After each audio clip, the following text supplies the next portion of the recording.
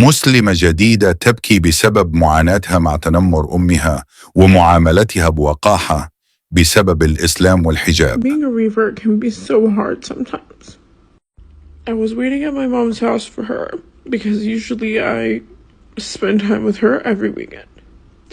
And the very first thing she said when she walked in the door and saw me was, "You look so beautiful besides that ugly thing on your head."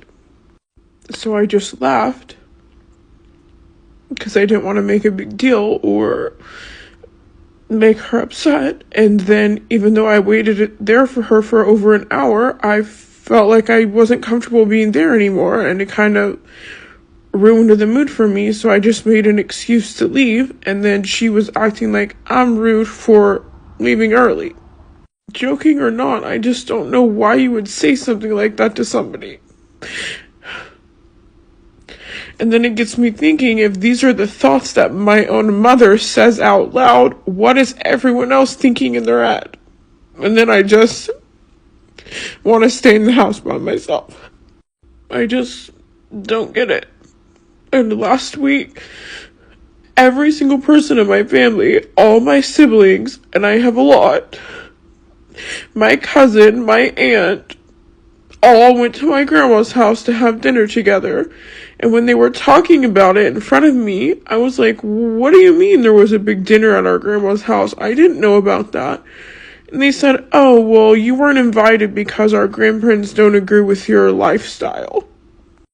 And I literally have never gone to anybody's house in my family and talked anything about Islam, or I don't even pray when I go over there, nothing. So this, basically, it's just because I wear hijab.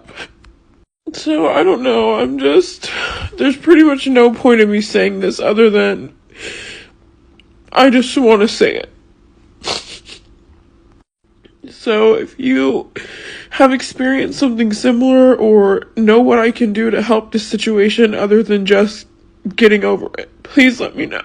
مؤثرة أمريكية اعتنقت الإسلام حديثا تقول أنه الكلام السيء الذي تروجه وسائل الإعلام عن الإسلام دفعها للتفكير والبحث، فبدأت بقراءة القرآن وانتهت باعتناق الإسلام. There is so much that we are not taught because there is so much bad stuff said about the religion in the media that actually has no basis.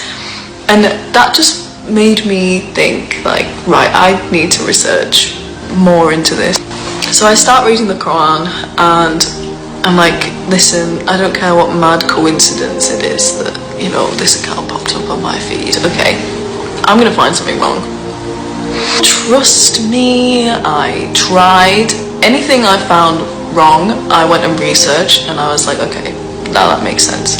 And actually the hadiths that surround it make it more than fair. A little side note, we have this little joke that I'm Kendall from California every time I do an American accent.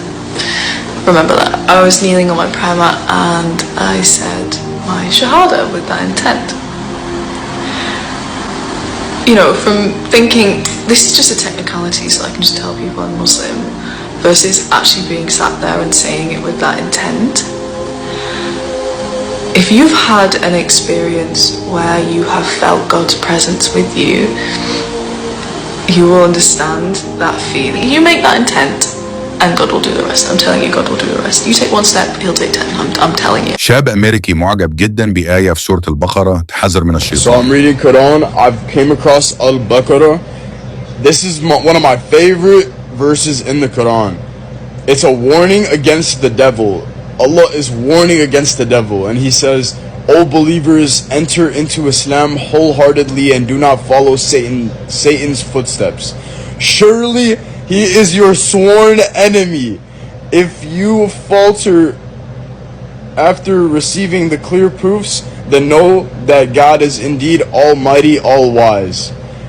Like, imagine that. Like, he's literally your sworn enemy.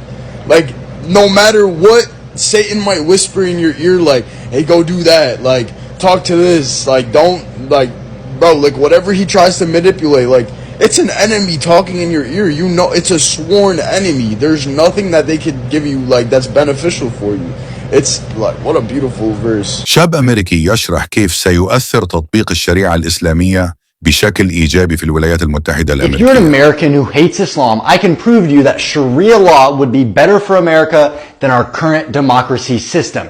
Number one, there would be no interest-based banking system. This would mean no student debt, no credit cards, no housing collapses, which is literally destroying our economy right now.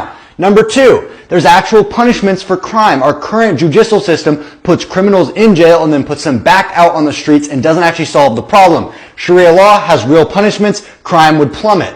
Number three, zakat would solve poverty. We have a major poverty issue in America. And under Sharia law, the rich people like Mark Zuckerberg and Elon Musk would be required to take care of the poor people. Number four, we would have no gambling and no prostitution. These are two things that are destroying the nucleus of the American family. Number five, women would finally have rights and be protected. In America, they are used as marketing objects to make corporations money and to screw over the women and to screw over the average man. Now don't get emotional, okay? I'm an American. I love my country, but I would love to see America use Sharia law. هناك عدة عوامل قد تفسر لماذا يعتنق بعض المسيحيين الإسلام بصدق ويدعمون تعاليمه بعد التحول. إليك بعض هذه العوامل. البحث عن الحقيقة. العديد من الأشخاص الذين يعتنقون الإسلام يجرون بحثا عميقا عن الدين ويجدون فيها إجابات للعديد من أسئلتهم الروحية والفكرية. تجربة الإيمان. تجربة الإيمان وعلاقتها بالله قد تكون أقوى في الإسلام بالنسبة للبعض، مما يدفعهم لتبني الدين بشكل كامل. تعليمات الإسلام حول العدل. تتضمن تعاليم الإسلام مبادئ العدالة والمساواة، مما يجعل الذين يعتنقون الإسلام يشعرون بالالتزام بمساندة الآخرين مثل الشعوب المضطهدة. الدعوة. يشجع المسلمون على نشر الدعوة للإسلام، وهذا قد يدفع المعنيين إلى مشاركة ما تعلموه مع الآخرين. التواصل الثقافي. قد يسهم التواصل مع المسلمين الأصليين وتعاطيهم مع قضايا المجتمع في تشجيع الاعتناق. التضامن. القضايا العالمية مثل قضية فلسطين قد تجذب اهتمام الكثيرين، مما يجعلهم يشعرون بواجب المساندة ودعم حقوق الإنسان. هذا يدل على أن اعتناق الدين ليس مجرد تغيير ديانة، بل هو تحول عميق يحتمل أن يتضمن تغييرات في القيم والسلوكيات.